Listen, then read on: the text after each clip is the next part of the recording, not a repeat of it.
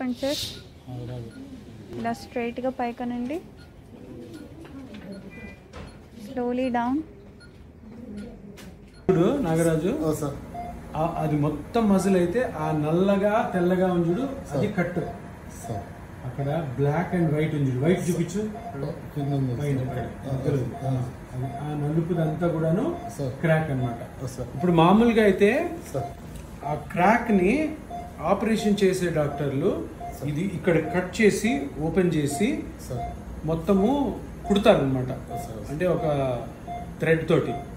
ఇప్పుడు ఈ పిఆర్పి వచ్చిన తర్వాత ఇక్కడ కట్ చేయాల్సిన అవసరము లేదు, ప్లస్ లోపల పోయి కుట్టాల్సిన అవసరం లేదు. నీ బ్లడ్ లోని పిఆర్పిని తీసుకొని కరెక్ట్ గా మళ్ళీ చూపించు అక్కడ పాయింట్ ఎక్కడైతే కట్ అయిందో అక్కడ గానీ ఈ కణాలని గ్రోత్ ఫ్యాక్టర్స్ ని కానీ వదిలాము అంటే అది మొత్తం కూడా అతికిచ్చేస్తుంది, నార్మల్ అయిపోతుంది. ఇప్పుడు అదే నీకు జరుగుతుంది.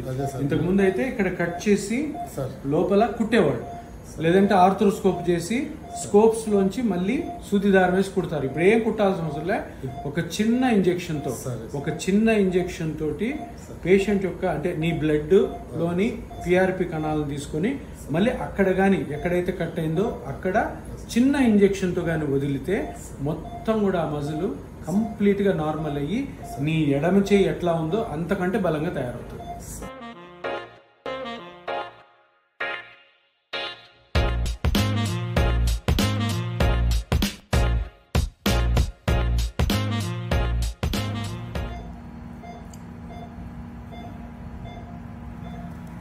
ఇప్పుడు అక్కడ సూది వెళ్తుంది సార్, డైరెక్ట్ గా ఎక్కడైతే కట్ అయిందో అక్కడికి పోతుంది.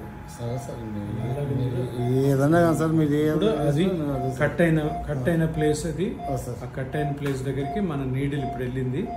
ఇప్పుడు ఆ ఏ ప్లేస్ లో అయితే మన నీడిల్ ఉందో అక్కడ నీ పిఆర్పి చేస్తుంది. ఇది పట్టుకో సార్,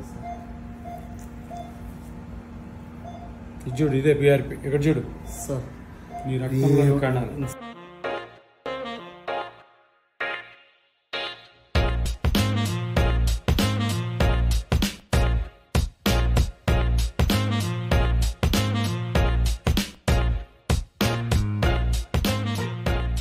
పట్టుకో.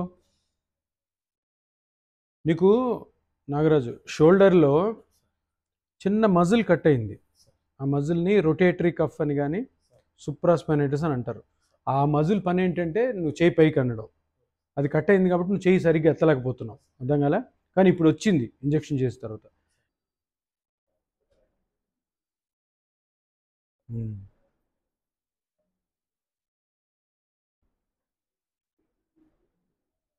చేస్తూ ఉంటే మజిల్ ఫ్రీ అయిపోతుంది.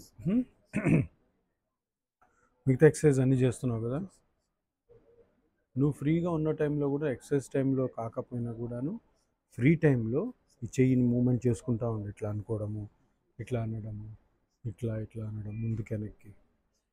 కొద్దిగా నొప్పి ఉన్నా కూడా కొంచెం బలవంతంగా అంటూ ఉంటే బాగుంటుంది.